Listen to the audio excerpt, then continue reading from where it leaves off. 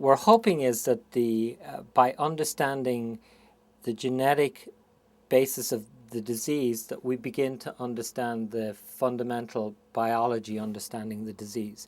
So by exploring and understanding which genes might contribute to the development of schizophrenia, for example, what we are interested in finding is, does this tell us anything about the biology and the pathways underlying that? And as a result of that, we may be able to find a target. So we may be able to find maybe a receptor or some kind of a protein that we would be able to target with some kind of pharmacology. And then we're hoping that because that has targeted us in on the fundamental basis of the disease, and that we've developed some pharmacology against that underlying basis of disease, that our drugs are more likely to be more effective in patients with those diseases. It also may translate, we hope in the future, into be able to targeting specific treatments towards specific patient groups, so-called personalized medicine. So helping to understand that actual fact, by doing this, we may be able to find specific patient groups who are going to respond even particularly well to the drugs that we develop. The concept of personalized medicine ideally would be the right drug in the right dose at the right time for the right patient. So in other words, a patient comes into a doctor and a doctor is able to do some kind of specific screen, is able to identify the components that contribute to that person's disease, be it environmental, be it genetic, or be it another kind of biological parameter. In an ideal world, that would translate into one sort of simple diagnostic that a doctor would be able to do on the spot, so-called point-of-care diagnostics. And by doing that, a doctor would be able to say, for you with this disorder, this is the right treatment for you. You're really going to respond to this treatment, and you're not going to have any side effects. That's the ideal scenario. That's quite a long way off.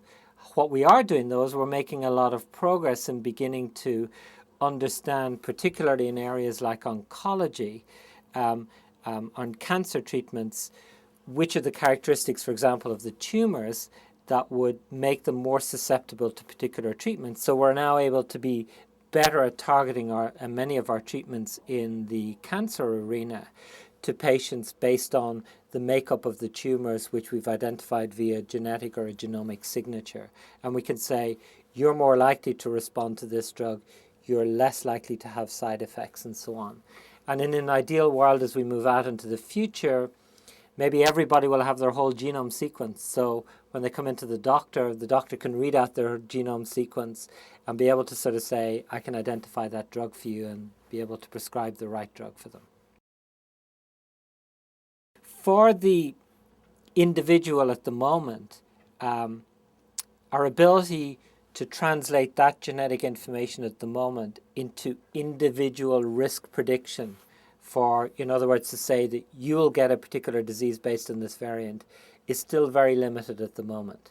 So the technology is significantly advanced. You can do these, you can provide these genome SNPs. The technology for sequencing is rapidly advancing. I think there are estimates that now that the cost of sequencing a full human genome can be done for somewhere between maybe $5,000 and $10,000 or something like that at the moment.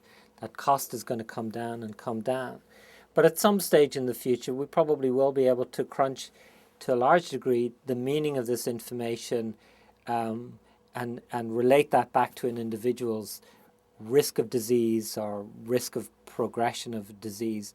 But we're still quite a bit of a way from that. And that's kind of where that's where a lot of the debate is with, for example, with the personal genomics companies, which is, yes, you can do this sequencing and provide this information, but how useful is that information at the moment, because how meaningful is that to the individual? So we've probably got a bit of a way to go with that. The most interesting thing, I think, about the genetics, and this is particularly in the last sort of 3 or 4 years, is that the technologies have allowed us to look at genes potentially contributing to disease or contributing to the risk of the disease in what we would call a hypothesis-free way.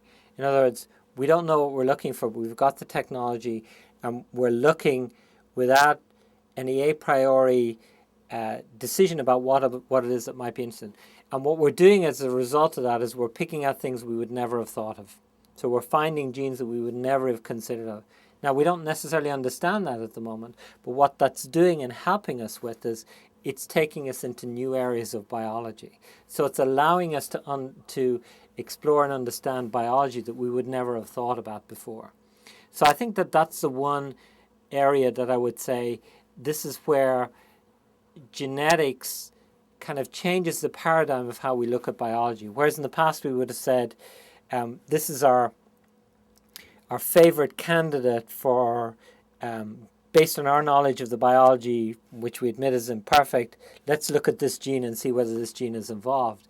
And that's a very labor-intensive, and it's often not been a very successful approach. But the hypothesis-free way of being able to use these massive throughput technologies has uncovered lots of interesting biology that we hadn't thought about before. And I think that's one of the big learnings. Now, in actual fact, we haven't discovered a huge amount about obesity genes at the moment, but, you know, there almost certainly is, and we know that there are genes involved in the development of predisposition to diabetes and so on, and we know that diabetes is going to become a massive problem over the next sort of 20 to 30 years ago.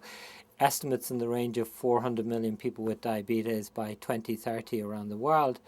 And what we would like to understand is, how does your genetic predisposition interact with your environmental predisposition to, you know, culture, what kind of foods that you eat, you know, et cetera, and that's the piece that we want to try and, you know, understand and sort of tease apart. And what for diabetics, what does that mean in terms of your likelihood of getting cardiovascular disease and so on?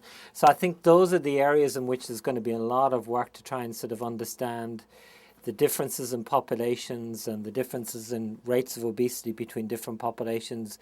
How much of that is genetic? How much of it is environment? And what can one do to get around the other? So what kind of lifestyle changes can you make to get around your genetic predisposition to developing obesity, and also what kind of behavioral components might make it difficult or easy for you to do that?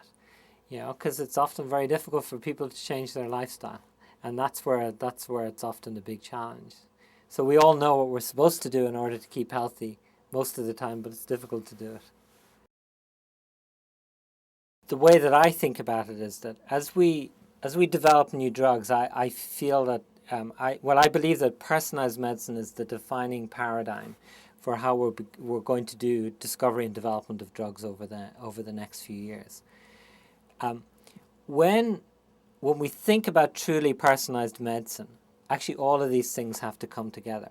So we have to have, so the biology has to take us in the right direction of which drugs that which pharmacology we develop. That's going to have to translate into the populations in which we research and develop those drugs. And when we go out into the marketplace, and we've got drugs that are going to be used in populations, it's not going to work unless we have electronic medical records, the ability to, you know, personal health records, portable personal health records is my belief, as well as the whole integration of a practice and a healthcare setup that's geared towards treating the individual with his or her disease.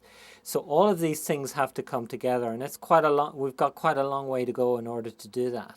We've got to build that kind of infrastructure that enables us to do that, as well as exploiting the biology that's beginning to emerge. But it's going to take a long time for that to do that, to get to that kind of ideal vision where somebody comes into the doctor's office. Maybe he or she has a little access card which contains all of his or her medical records. The doctor can access all of the medical records without a patient ever having to sit down and fill out a form.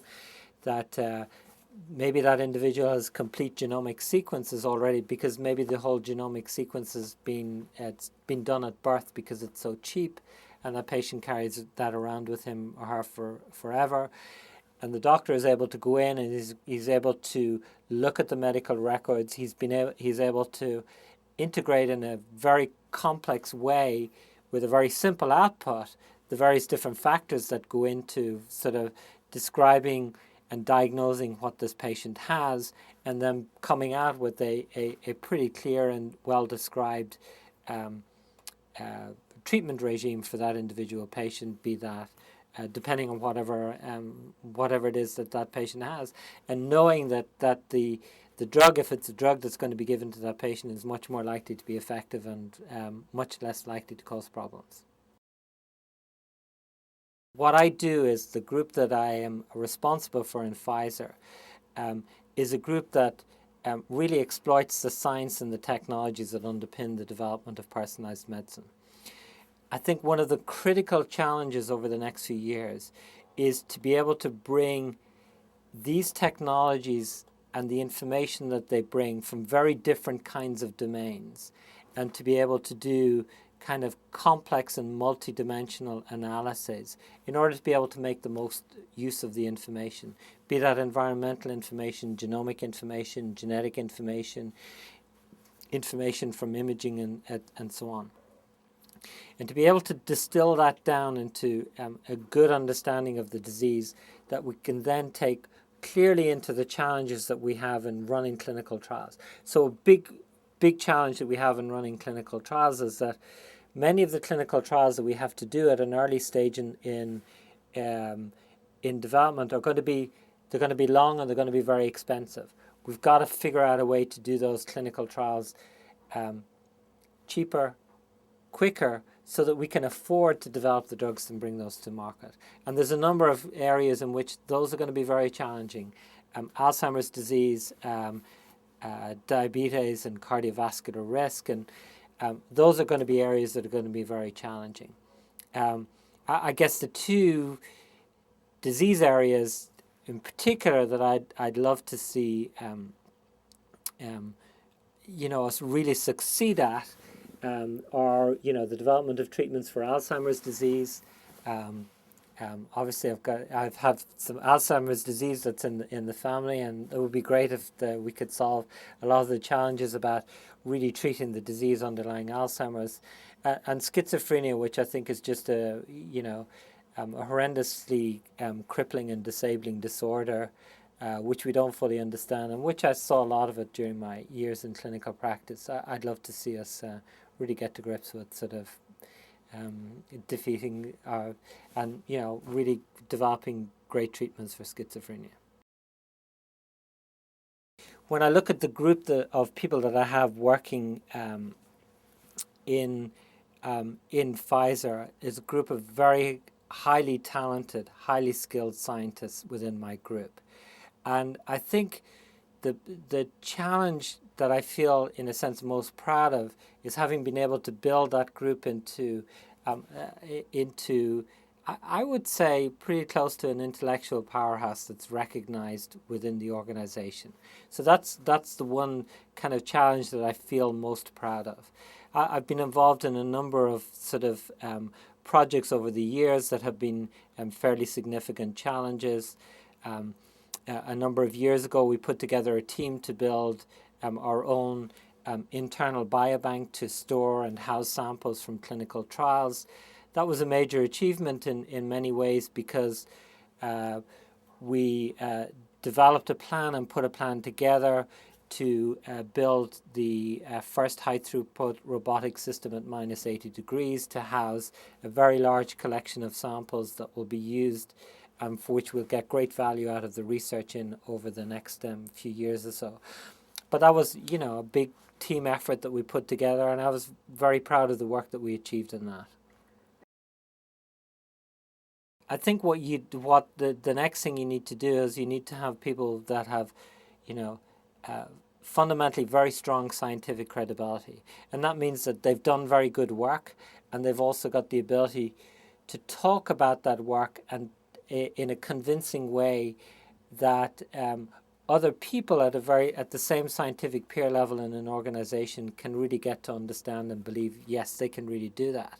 And then you have to be able to deliver on, strong scientific projects that you run, and be able to sort of say that when we do something, we will deliver against that. We'll do very good science. The results may not always come out the way that we want them to do, but you'll know that the science that we do and deliver is of the top quality.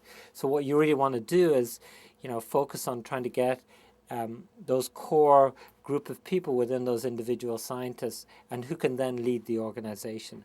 I'm a great believer in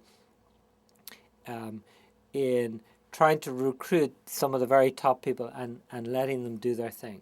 And that's, if you get the right people and sort of, you don't necessarily need a huge number of them. You just need the right people to sort of, and let them go and do their thing. Because, and most of the people are so highly motivated that they just get on with it and do it. And I think that's the secret to trying to create that kind of a group that'll, work and work very well and deliver lots of exciting stuff.